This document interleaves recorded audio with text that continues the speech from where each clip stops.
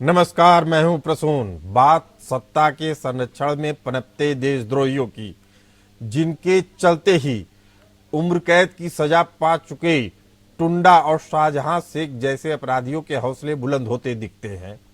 अजमेर की एक अदालत ने लगभग 3 दशक पहले देश भर में हुए 5 ट्रेन में सिलसिलेवार धमाकों के मुख्य आरोपी अब्दुल करीम टुंडा को बृहस्पतिवार को बरी कर दिया। वहीं राजस्थान सरकार ने केंद्र से अपील की है कि सीबीआई अब्दुल करीम टुंडा को बरी करने के खिलाफ सुप्रीम कोर्ट में अपील करे। आपको बता दें कि ट्रेन बम ब्लास्ट 1993 में हुआ था। 1994 में केस टाडा कोर्ट में आया। 2004 में 16 आरोपियों को उम्र कैद की सजा सुनाई गई। 4 को सुप्रीम कोर्ट से बरी कर दिया गया था। उस समय टुंडा समेत उस समय 5 आरोपी फरार थे। 2014 में नेपाल सीमा से पकड़ा गया था टुंडा। आरोपी हमीदुद्दीन 2010 में और इरफान 2016 में गिरफ्तार हुआ था। हालांकि अभी भी 2 आरोपी फरार हैं।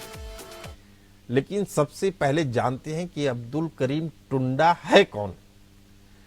टुंडा 1993 ट्रेन ब्लास्ट का केस का आरोपी है। 2014 में नेपाल बॉर्डर के करीब उत्तराखंड में बंता में गिरफ्तार किया गया। सीबीआई की जांच में टुंडा को सीरियल ब्लास्ट का मास्टरमाइंड माना गया। दाऊद इब्राहिम का करीबी बताया गया और कहा गया कि इसे बम बनाने में महारत हासिल है, इसीलिए इसे डॉक्टर बम कहा जाता है।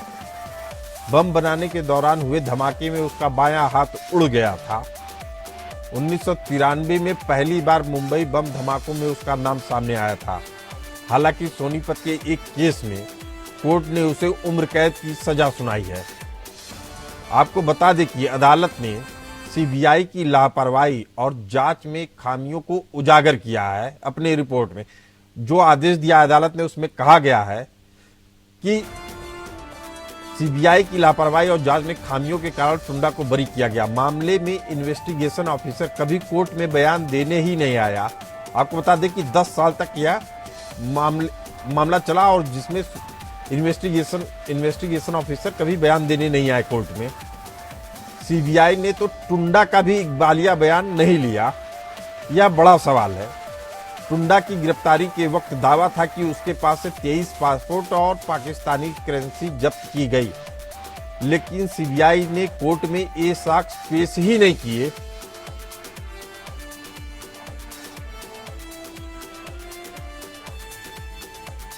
तो आप समझ सकते हैं कि जब सीबीआई को ये रिपोर्ट पेश करनी थी, लेकिन सीबीआई ने ये रिपोर्ट नहीं पेश की, जिसके कारण से टुंडा को कोर्ट में रियायत मिली।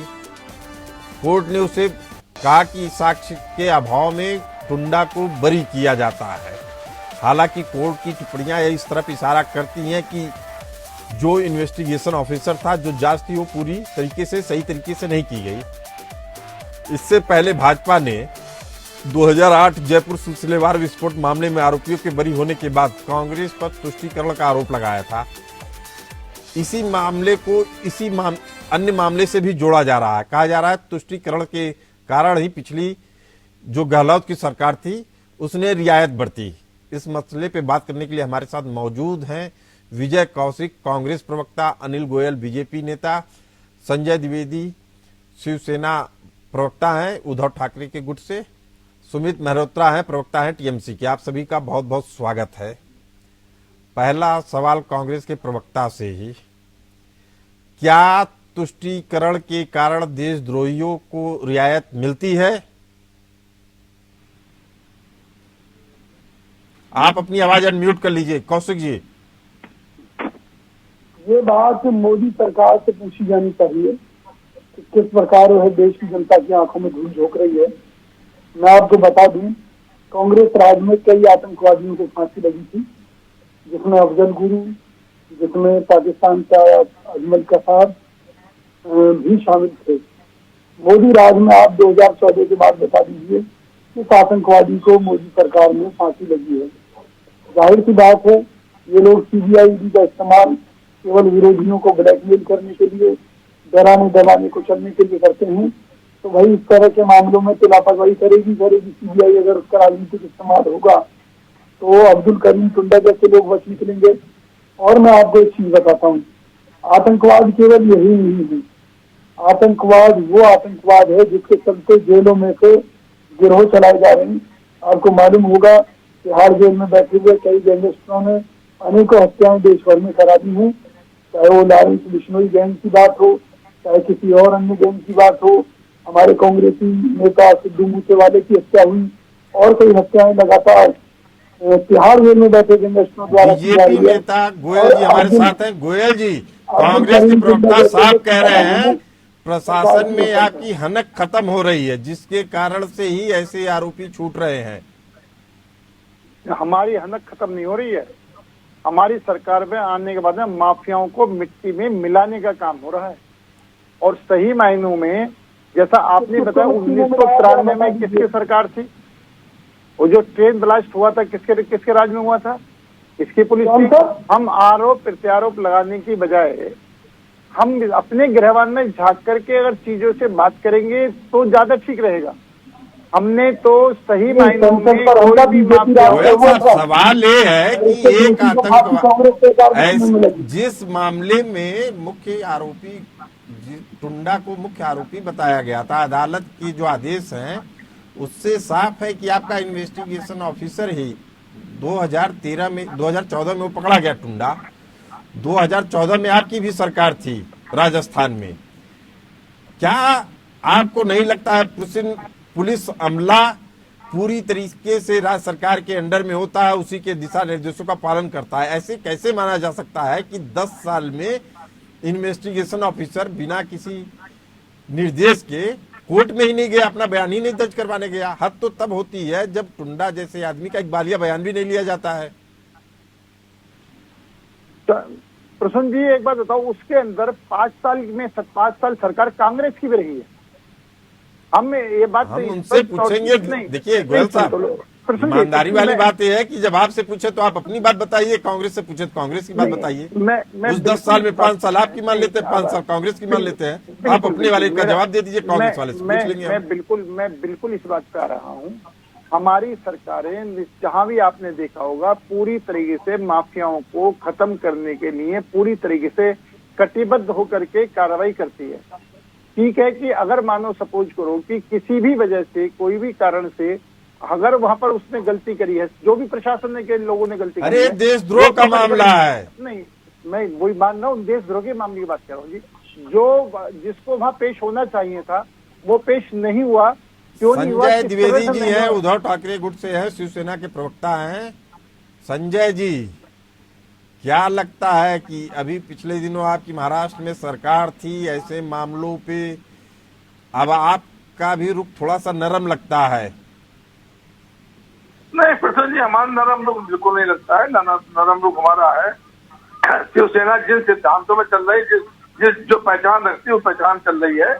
अभी मैं थोड़ा भारतीय प्रवक्ता जी बड़ी अच्छी बात कह रहे थे, गुंडाराज खत्म हो गया, सब कुछ खत्म हो गया, बड़ी अच्छी बात कह रहे थे। तो मैं 2-3 उदाहरण देना चाहता हूँ। सिर्फ यूपी में कांड पर इसमें 12 पुलिसकर्मी मारे गए। एक जो 2 गुंडे हॉस्पिटल पहुंचे और उनको 3 लोगों ने मार दिया। बेचारी हमारी जो खिलाड़ी है वो धरने बैठी रही और उनकी आज तक मांग पूरी नहीं हुई। संजय जी, तो फिलहाल ये बड़ा अहम मुद्दा है। देशद्रोह जैसे मामलों पे मुख्य आरोपी बरी हो जा रहे हैं, वो भी ऐसा आरोपी जिसको उम्र कैद की सजा ऑलरेडी एक मामले में मिल चुकी है।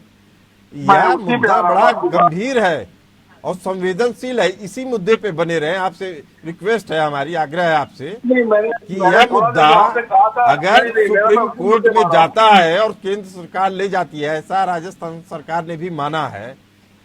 मैं आपसे केवल यही जानना चाह रहा हूं, क्या राज्य सरकार के हस्तक्षेप के कारण भी ऐसे मामलों में रियायत मिल सकती है या नहीं? देखिए, हम किसी पुलिस एजेंसी के लिए हम कुछ नहीं कह सकते हैं। बिल्कुल स्पष्ट रूप से देश की जो एजेंसियां हैं, चाहे सीबीआई, ईडी हो, चाहे आयकर विभाग हो, जो भी हमारी एजेंसियां हैं या हमारी पुलिसकर्मी जो है, उन पर हम कोई आरोप नहीं लगा सकते हैं। नहीं, लेकिन आरोप नहीं लगा समस्या ये सकते हैं, होती लेकिन है- अदालत ने आईना दिखा दिया है। अदालत ने दिखा दिया कि इन्वेस्टिगेशन ऑफिसर आया ही नहीं 10 साल में। आपने टुंडा का इकबालिया बयान लिया ही नहीं। अब ये तो ऐसी बात है कि एक तरीके से आप उसको सेफ पैसेज दे रहे हैं। गोयल साहब, क्या ये सेफ पैसेज देने की कवायद थी? अरे प्रसन्न जी, हमारा पूरा जवाब हो जाने दीजिए ना पहले। 2 जी। मिनट 10 सेकंड और दे दीजिए। 10 सेकंड और चाहिए, बस ज्यादा नहीं चाहिए। जी, मैं कह रहा था 2014 में सरदार सरकार में बीजेपी थी। आज 2014 से केंद्र में बीजेपी है। जो देशद्रोह वाले केस होते हैं, इनमें फोकस होता है। राज्य सरकार हो चाहे केंद्र सरकार हो, उनमें उनको सजा होनी है। ये बिल्कुल आप किसी एजेंसी को नहीं आप कह सकते हैं, लेकिन सरकारों की ये पहला धर्म होना चाहिए कि हमारे देशद्रोह कर रहे हैं, जो देश में स्थितियां खराब कर रहे हैं, देश को तोड़ रहे हैं, उनको जल्द से जल्द फांसी मिलनी चाहिए। लेकिन अगर इस तरह से अगर आप गोयल साहब, पहला सवाल यही है आपसे कि आप मिसाल कायम नहीं कर पा रहे हैं। बातें बड़ी बड़ी, मिसाल कायम करने में जो हनक होनी चाहिए सरकार की, वो अपराधियों में नहीं दिख रही है। और कारण क्या है कि ऐसे ही मामलों में उनको सेफ पैसेज मिल रहा है। कृष्ण जी, जहाँ तक सरकार की हनक का सवाल है, तो सरकार की हनक भी पूरी है। सरकार पूरी तरीके से हर किस्म के लोगों के साथ एक्शन लेने में, जो माफिया टाइप के लोग हैं, जो देशद्रोह टाइप के लोग हैं, किसी के साथ भी सरकार रियायत नहीं कर रही। आप इसके अंदर क्या है कि हम सब जो हैं अपनी जिम्मेदारी से भाग रहे हैं, दूसरे पर जिम्मेदारी डाल रहे हैं। क्या राजस्थान सरकार की में कांग्रेस के टाइम की सरकार नहीं, सामूहिक जिम्मेदारी है। इससे ये पता चलता है, इससे ये पता चलता है कि कोई इन्वेस्टिगेशन करने वाला ऑफिसर किसी भी केस को कमजोर कर सकता है और सरकार मूक दर्शक बन के देखती रहती है। हमारे साथ मौजूद है सुमित मेहरोत्रा जी, प्रवक्ता है टीएमसी के। टुंडा का केस आपने सुना, आप समझ रहे होंगे कि अगर राज्य सरकार की तरफ से थोड़ा इशारा हो जाए, या कहिए कि इन्वेस्टिगेशन ऑफिसर थोड़ा ढिलाई बरत दे, तो क्या सरकार मूक दर्शक बनी रह सकती है? प्रसन्न भाई, देखिए, ये दोनों ही चीजें देखी गई है। चाहे 14 में केंद्र में बैठी सत्ता की सरकार थी राजस्थान में, वो भी फेल है। केंद्र की सत्ता भी फेल है। आप मुझे बताइए, संसद के ऊपर हमला होता है, देश की संसद के ऊपर हमला होता है, इनके सांसद हमला करवाते हैं, पास बनवा के देते हैं, आरोपियों के मदद करते हैं। क्या हुआ उनका? कहाँ है देश के प्रधानमंत्री? देश की इतनी बड़ी संसद के ऊपर हमला कराने वाले संसद के एमपी के ऊपर क्या कार्रवाई करी? क्या जांच अभी तक चल रही है? जांच नहीं चल रही है, उसका सहयोग करा जा रहा है, उसका नाम हटा दिया जाएगा। उसे सहयोग करके कह रहे हैं आप और दंगा करिएगा, आप एक बार और करिएगा वहां पे हमला, ताकि हमें ये लगेगा कि ये सारा आरोप फिर करके विपक्ष वाले करा रहे हैं और आरोपियों को छोड़ने का काम करते हैं। ये तो एक कोई मसला अभी नहीं है। वहाँ पे मान रहे हैं कि सत्ता का संरक्षण मिल रहा है। सुमित जी, राम रहीम, प्रसन्न भाई, राम रहीम, जो कि अभी आपको मालूम होगा पेरोल पे कितने 50 दिन की पेरोल पे बाहर निकाले गए थे हरियाणा चुनाव से पहले, मेयर चुनाव से पहले। तो ये लोग केवल आरोपियों को छोड़ने का काम कर रहे हैं। मैं सीधा सवाल आपसे पूछ रहा हूँ आपको बता रहा हूँ, मैं बता रहा हूँ, का संरक्षण मिल रहा है, आप ये कह रहे हैं ना? अरे बिल्कुल फेलियर सरकार है। अभी आपको एक मसला और दे रहा हूँ मैं।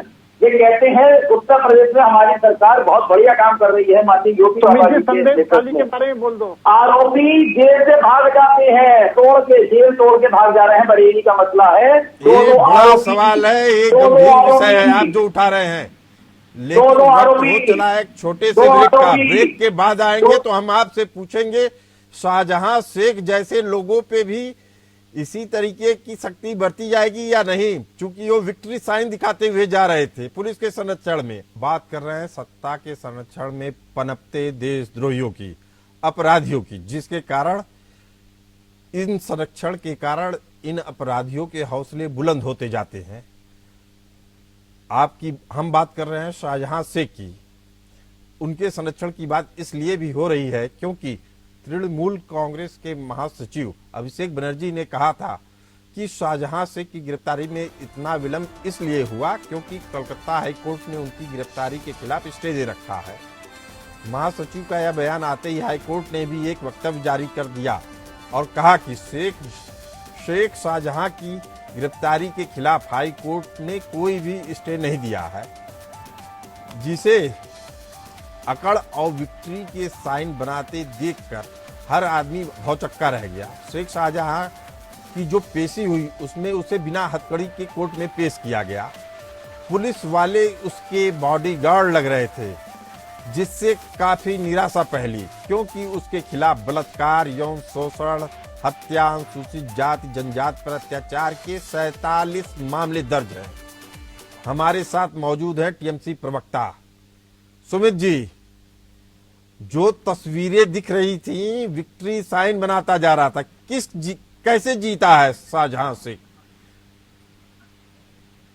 अजीब बात है प्रसून भाई, आप मुझे बताइए, एक तरफ आरोपियों को छोड़ने का काम करा जा रहा है केंद्र सरकार के द्वारा और राज्य सरकार द्वारा, उसके ऊपर तो कोई कुछ नहीं कह रहा है। पर अरे सब पे सवाल हो रहे हैं। अब आपकी बारी आई तो आप फिर डिफेंसिव हो रहे हैं। हम तो ये कह रहे हैं, जब आपकी बंगाल की पुलिस उसके साथ जा रही थी तो हथकड़ी क्यों नहीं पहनाया गया? और ये पहला मामला नहीं था, 47 मामले उसके ऊपर दर्ज हैं।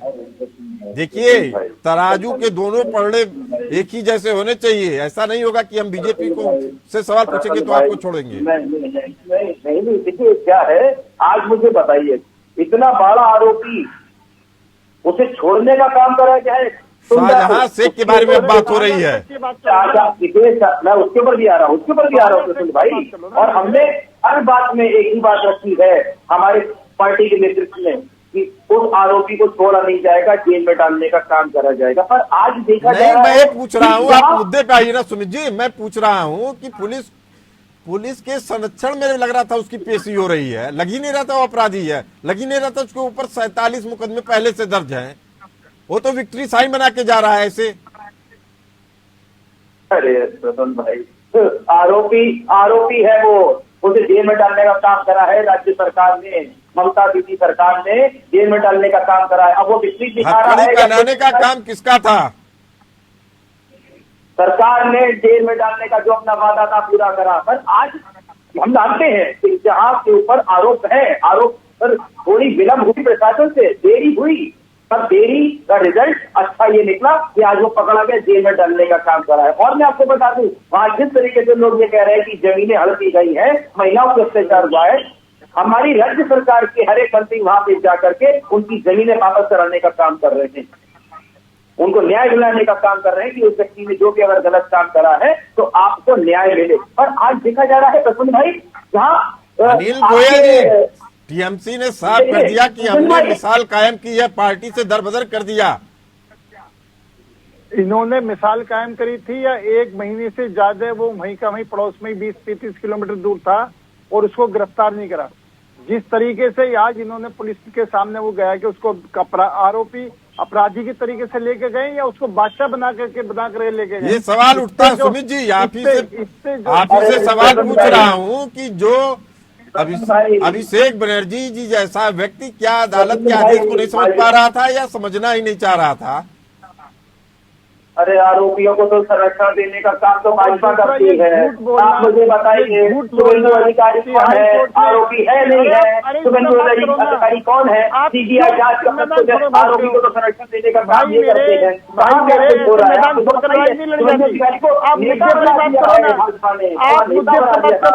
आप संजय विजय कौशिक जी हमारे साथ है, कांग्रेस प्रवक्ता। विजय कौशिक जी, बंगाल में जो घटनाएं घट रही हैं, आपको क्या लग रहा है, राज्य सरकार की तरफ से संरक्षण मिल रहा है या नहीं? विजय कौशिक जी, विजय कौशिक जी की आवाज लाउड की जाए।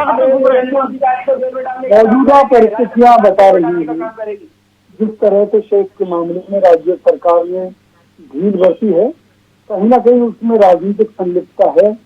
ठीक इसी तरीके से जिस तरह से दुर्दांत आतंकवादी अब्दुल करीम टुंडा के मामले में कोर्ट ने जो टिप्पणियां की हैं कि भाई किस तरह से जहाँ से एजेंसी ने अपना काम नहीं किया या जहाँ से अधिकारी ने अपना काम नहीं किया, जिसके चलते उसके खिलाफ कोई सबूत कोर्ट की फाइल में नहीं आ पाए, और कोर्ट को न चाहते हुए भी एक आतंकवादी को बरी करना पड़ा। तो यहाँ अगर बीजेपी दोषी है तो वहाँ इस मामले में टीएमसी दोषी है। कानून 30 व्यवस्था का सेकंड में मामला संजय है। द्विवेदी जी, क्या राजनीतिक हित इतने बड़े हो जाते हैं कि देश के हितों के साथ समझौता करना पड़े? संजय जी, जी हम एक चीज जम्मू कश्मीर आपको याद होगा, चुनाव से पहले हमारे 40 जवान मरे थे, 300 करीब किलो आरडीएक्स पकड़ा गया था। शायद मुझे जहां तक याद है आज तक उसका खुलासा नहीं हुआ है कि वो कहां से आया था कहां से नहीं आया था। मैं पूरा किसी पे खुलासा हो आरोप नहीं गया लगा रहा है हूं। संजय जी, इस पे हम पूरा बता देंगे, आप कभी कहेंगे तो इस पे भी चर्चा हो जाएगी। लेकिन मैं कह रहा हूँ, क्या राजनीतिक दलों के हित देश के हित से कभी ऊपर उठ सकते हैं क्या? नहीं, बिल्कुल होना चाहिए। जहाँ पे हमारे जहाँ देश की बात आ जाए तो उसमें पार्टी विपक्ष के पक्ष नहीं होता है। जहाँ देश की बात आए उसमें सभी लोग एक साथ बैठ के आज आपको बताना पड़ेगा कहाँ से आया था सुमित जी कुछ कह रहे हैं जी। सुमित जी बोलिए। सुमित जी क्या सचिन भाई, आज आपको बताना पड़ेगा। अभी आप कह रहे हैं आरडीएक्स का मालूम है हमें कहाँ से आया था, आप बता दीजिए। भाजपा कार्यालय से तो नहीं आया था कहीं? अरे सुमित जी, आप बताइए। जो मुद्दा है उस पर तो आप बात नहीं करते हैं। बिल्कुल, शाहजहां से बिल्कुल की बात होती है, मुद्दा आप पता नहीं कहाँ चले जाते हैं। कलेक्टिव बात नहीं है। टुंडा पे तो आपने खूब गर्जा, टुंडा पे आप खूब गर्जे, शाहजहां से पे चुप्पी साधना नहीं उचित है। मान्य कोर्ट पर झूठे इतने बड़े आतंकवादियों को छोड़ने का काम कौन कर रहा है? समय की कमी के कारण चर्चा को हमें यही विराम देना पड़ रहा है। हमें दीजिए इजाजत, चलते रहिए एपीएन न्यूज के साथ।